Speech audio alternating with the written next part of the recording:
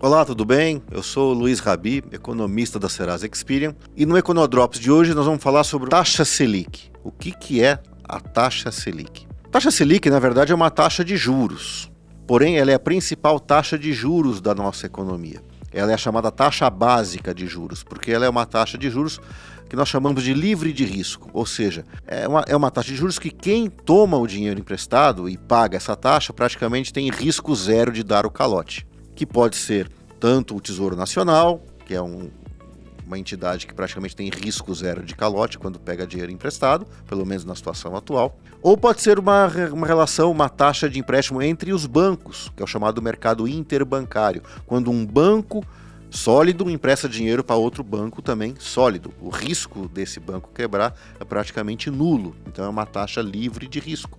Então a taxa Selic, ela é formada justamente nessas operações onde o tomador de crédito é alguém ou uma entidade que praticamente tem risco zero de não pagar aquela dívida. Por isso que nós chamamos de taxa básica, porque praticamente não existe nenhuma outra taxa de juros que seja menor do que a taxa Selic na nossa economia. Isso nas operações livres. Então, ela é importante, né? Porque ela baliza praticamente todas as demais taxas de juros da economia.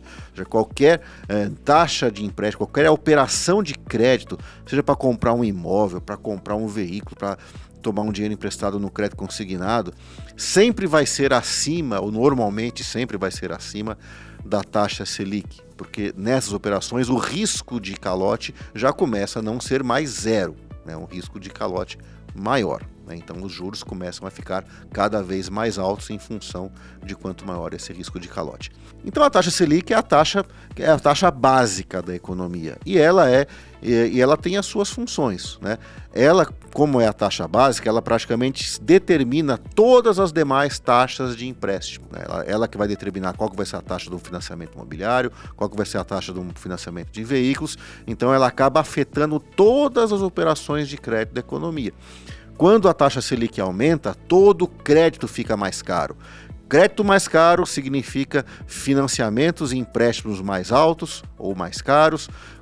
Vende-se menos a prazo, porque a prestação não começa a mais caber no bolso das pessoas. Então, quando o juro, a Selic aumenta, isso esfria a economia, porque diminui o volume de vendas a prazo. Quando a Selic cai, acontece o efeito inverso. As taxas de juros em todas as linhas da economia ficam mais baratas, isso acaba estimulando as vendas a prazo. E quem controla a taxa Selic é o Banco Central.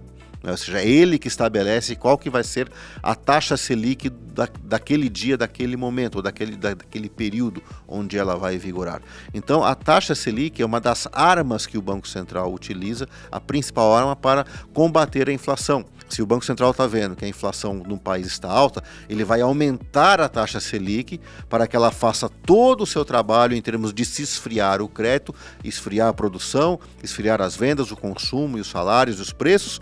E aí, quando a inflação volta para o seu patamar normal, a taxa Selic é colocada mais baixa por parte do Banco Central. E vice-versa, quando o Banco Central está percebendo que a inflação está baixa demais, porque o país entrou em crise, entrou em recessão, como foi durante a pandemia, ele reduz a taxa Selic para estimular o crédito, estimular as vendas e, com isso, fazer com que a economia volte para o seu patamar normal de atividade e a inflação também acabe indo em direção às suas metas. Então, a taxa Selic hoje é o principal mecanismo que o Banco Central utiliza para fazer com que a economia fique de um certo equilíbrio, né? Ou seja, para quem um equilíbrio tanto da produção quanto da inflação. Para isso que serve então a taxa Selic. Essa é a sua principal função. Espero que você tenha gostado desse vídeo, entendido um pouco mais do funcionamento da nossa economia brasileira e acompanhe os próximos vídeos nas nossas redes sociais.